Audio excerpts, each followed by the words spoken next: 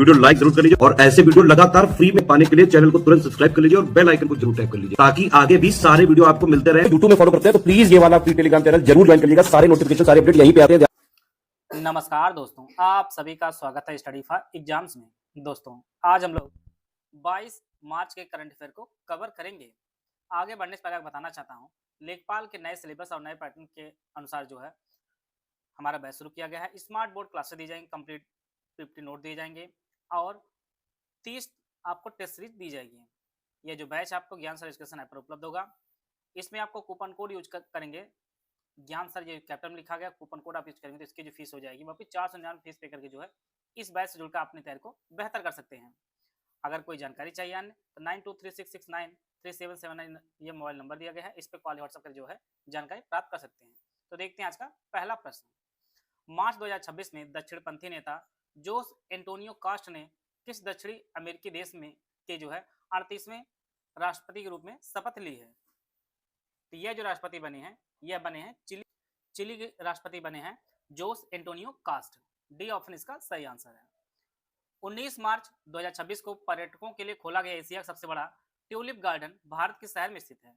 यह जो स्थित है यह श्रीनगर जम्मू कश्मीर में स्थित है। एशिया का सबसे बड़ा ट्यूलिप गार्डन जो पर्यटकों के लिए खोल दिया गया है, इसका जो आधिकारिक नाम है Indira Gandhi memorial tulip garden, इसका जो आधिकारिक नाम है। बी ऑप्शन इसका सही आंसर है। 9 से 15 मार्च 2026 के मध्य भारत के किस राज्य में बिम्स्टेक युवा पेशेवर विनिमय कार्यक्रम की मेजबानी की है? तो यह जो मेजबानी की है वह महाराष्ट्र ने की है। इसका जो ऑप्शन बी है वो आपका सही आंसर है। हाल ही में सुप्रीम कोर्ट द्वारा दिए गए एक ऐतिहासिक फैसले के अनुसार अब किस उम्र के बच्चों को गोद लेने वाली दत्तक महिलाएं भी मातृत्व अवकाश की हकदार होंगी? यह जो है 3 महीने से अधिक उम्र के बच्चों के लिए भी है। सी ऑप्शन इसका सही आंसर है। इससे पहले 2020 की सामाजिक सुरक्षा संहिता की धारा 64 कहती थी कि केवल 3 महीने से छोटे बच्चों को गोद लेने वाली माताओं को ही 12 हफ्ते की जो है छुट्टी मिलेगी। इसमें जो संशोधन कर दिया गया है। सी ऑप्शन इसका सही आंसर है। हाल ही में स्कूली शिक्षा में व्यापक और संरचनात्मक सुधार लाने के लिए किस राज्य सरकार ने विश्व बैंक के साथ मिलकर शिक्षा क्रांति 2.0 की शुरुआत की है? तो यह जो शुरुआत है यह पंजाब सरकार ने विश्व बैंक के साथ मिलकर जो है शिक्षा क्रांति 2.0 जो है शुरू की है, स्कूली शिक्षा में व्यापक और संरचनात्मक सुधार लाने के लिए। ये ऑप्शन इसका सही आंसर है। हाल ही में खगोल भौतिक के क्षेत्र में उत्कृष्ट योगदान के लिए किसे प्रतिष्ठित MP बिड़ला मेमोरियल पुरस्कार 2025 से सम्मानित किया गया है? यह जो है प्रोफेसर यशवंत गुप्ता जी को सम्मानित किया गया है। बी ऑप्शन इसका सही आंसर है। हाल ही में 6,893 मीटर ऊंचे नेवोडो ओजोस डेल सलाडो पर सफलतापूर्वक चढ़ाई करने वाली दूसरी भारतीय महिला कौन बनी है? तो यह जो बनी है इनका नाम अर्पिता पात्रा। अर्पिता पात्रा जो है वह 6,893 मीटर ऊंचे नेवोडो ओजोस डेल सलाडो पर जो है चढ़ाई पूरा करने वाली दूसरी भारतीय महिला बनी है। भारतीय विज्ञान संस्थान IISc के प्रोफेसर अर्पिता पात्रा ने नेवोडो ओजोस डेल सलाडो पर सफलतापूर्वक चढ़ाई की है और यह दुनिया की सबसे ऊंची ज्वालामुखी चोटी और चिली की सबसे ऊंचा पर्वत है। सी ऑप्शन इसका सही आंसर है। प्रीतपाल सिंह बेताब को उनकी कृति उत्कृष्ट रचना कविता संग्रह के लिए उर्दू भाषा का साहित्य अकादमी पुरस्कार 2025 प्रदान किया गया है। यह जो है सफर जारी उसके लिए जो है उर्दू भाषा का साहित्य अकादमी पुरस्कार 2025 जो है प्रदान किया है प्रीतपाल सिंह बेताब को। बी ऑप्शन इसका सही आंसर है। हाल ही भारतीय पुरातत्व सर्वेक्षण ASI ने किस देश में स्थित ऐतिहासिक प्रम्बानन मंदिर परिसर के जीर्णोद्धार के लिए एक रणनीतिक साझेदारी घोषणा की है? यह घोषणा की गई इंडोनेशिया द्वारा। भारत के जो है भारतीय पुरातत्व सर्वेक्षण और इंडोनेशिया देश साथ जो है ऐतिहासिक प्रम्बानन मंदिर परिसर के जीर्णोद्धार के लिए जो है साझेदारी हुई है। डी ऑप्शन इसका सही आंसर है। प्रतिवर्ष विश्व गौरैया दिवस किस तिथि को मनाया जाता है? यह प्रत्येक बार जो है 20 मार्च को मनाया जाता है। बी ऑप्शन इसका सही आंसर है। नेपाल की पहली ट्रांसजेंडर महिला सांसद के रूप में हाल ही में किसने शपथ लिया है? इनका नाम भूमिका श्रेष्ठा है। भूमिका श्रेष्ठा जो है नेपाल की पहली महिला ट्रांसजेंडर महिला सांसद बनी है। ए ऑप्शन इसका सही आंसर है। 19 मार्च 2026 को अतनु चक्रवर्ती ने भारत के किस प्रमुख निजी क्षेत्र के बैंक के चेयरमैन पद से इस्तीफा दे दिया है? इन्होंने जो है HDFC बैंक के साथ बैंक के जो चेयरमैन रहे हैं अतनु चक्रवर्ती, इन्होंने जो है इस्तीफा दे दिया। आप लोगों ने पेपर के माध्यम देखा भी होगा। कि काफी ज्यादा लॉस हो गया है एचडीएफसी बैंक का, इसी कारण इन्होंने जो है चेयरमैन पद से इस्तीफा दे दिया। डी ऑप्शन इसका सही आंसर है। हाल ही में शिक्षा, खेल और महिला सशक्तिकरण के क्षेत्र में उत्कृष्ट योगदान के लिए Kalinga institute of social sciences humanitarian award 2025 से किसे सम्मानित किया गया है? यह जो सम्मानित किया गया है, ये नीता अंबानी जी को सम्मानित किया गया है। Kalinga institute of social sciences humanitarian award 2025, B option इसका सही आंसर है।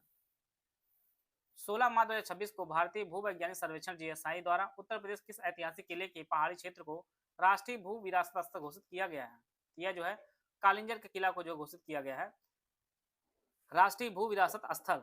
उत्तर प्रदेश के बांदा जिला में स्थित कालिंजर किले के आसपास पहाड़ी क्षेत्रों को भू वैज्ञानिक सर्वेक्षण जीएसआई द्वारा 16 मार्च 2026 को आधिकारिक तौर पर जो है राष्ट्रीय भू विरासत स्थल घोषित किया गया है। सी ऑप्शन इसका सही आंसर है।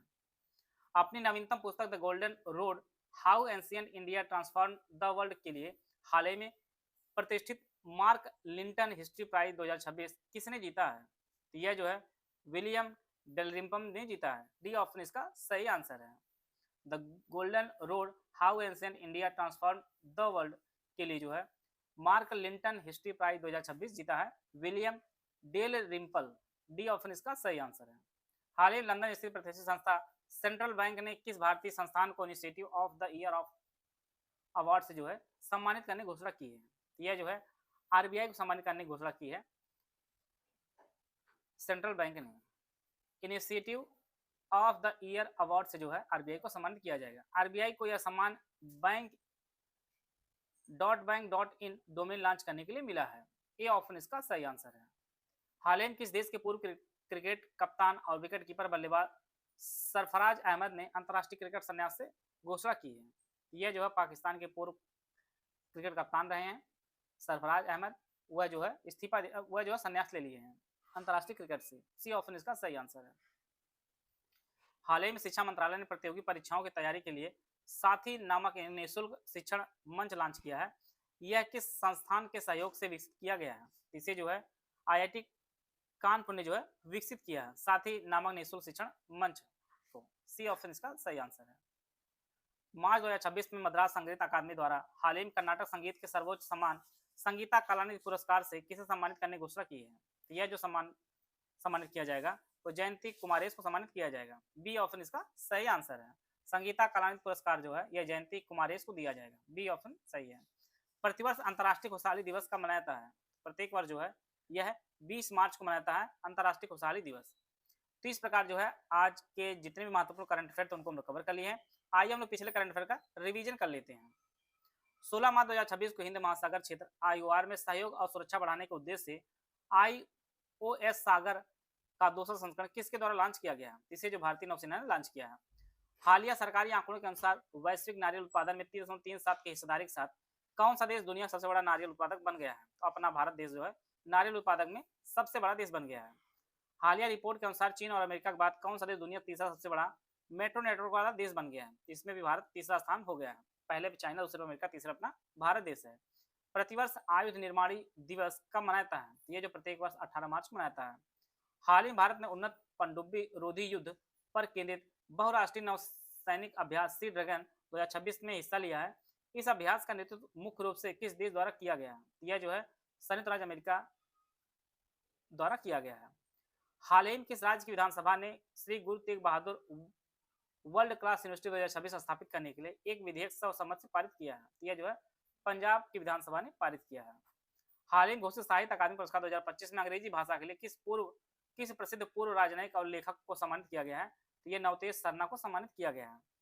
13 मार्च 2026 को 71 वर्ष की आयु में मुंबई में निधन होने वाली चर्चित हस्ती मधु मल्होत्रा का संबंध मुख्य रूप से किस क्षेत्र से था? यह जो है सिनेमा में अभिनय करती थी। 16 मार्च 2026 को किस केंद्रीय मंत्रालय ने नई दिल्ली में ऑनलाइन विवाद समाधान ओडीआर पोर्टल पर अपनी पहली राष्ट्रीय कार्यशाला का आयोजन किया है? सूक्ष्म लघु और मध्यम उद्यम मंत्रालय द्वारा। 16 मार्च 2026 को प्रतिस्पर्धा कानून के अर्थशास्त्र पर 11वें राष्ट्रीय सम्मेलन का आयोजन कहाँ किया गया है? इसका जो आयोजन नई दिल्ली में किया गया है। हाल ही में भारत सरकार ने राष्ट्रीय क्वांटम मिशन के तहत देश भर के कितने प्रमुख शैक्षणिक संस्थानों में विशेष क्वांटम शिक्षण प्रयोगशाला स्थापित करने को मंजूरी दी है? तो टोटल जो है 23।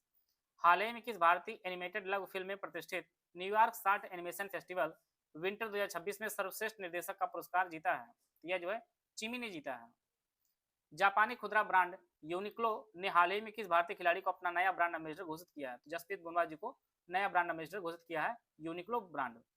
हाल ही में मवेशियों के संरक्षण को मजबूत करने के लिए किस राज्य सरकार द्वारा गौधाम योजना का शुभारंभ किया है? तो छत्तीसगढ़ ने शुभारंभ किया है मवेशियों के संरक्षण को मजबूती देने के लिए। माह 2026 में केंद्रीय मंत्री राजीव रंजन सिंह ने मत्स्य पालन को बढ़ावा देने के लिए 100 करोड़ रुपए की लागत से एकीकृत एक्वा पार्क कहां स्थापित करने की मंजूरी दी है? तो कोकरनाग जो जम्मू कश्मीर में, वहां पर जो है एकीकृत एक्वा पार्क की स्थापना की जाएगी। हाल ही में जारी ग्लोबल हैप्पीनेस रिपोर्ट 2026 के अनुसार किस देश ने लगातार 9वें वर्ष दुनिया सबसे खुशहाल देश में जो है शीर्ष स्थान प्राप्त किया है? यह जो अपना फिनलैंड है। फिनलैंड जो है 9वें वर्ष जो है सबसे खुशी वाला देश है। भारत औद्योगिक विकास योजना भव्य के तहत 33,660 करोड़ रुपए की लागत से देश भर के कितने प्लग एंड प्ले औद्योगिक पार्क विकसित किए जाएंगे? टोटल देश में 100 विकसित किए जाएंगे। इस प्रकार जो है आज 22 मार्च के जितने महत्वपूर्ण करंट अफेयर थे और इसके बाद हम लोग पिछले दिन का रिवीजन भी कर लिया है। आप लोग चैनल को लाइक कर सकते हैं, सब्सक्राइब कर सकते हैं, अपने मित्रों के साथ शेयर कर सकते हैं। आशा है आप सभी को बहुत कुछ जानने को मिला होगा। मिलते हैं नेक्स्ट में, तब तक जय हिंद, जय भारत।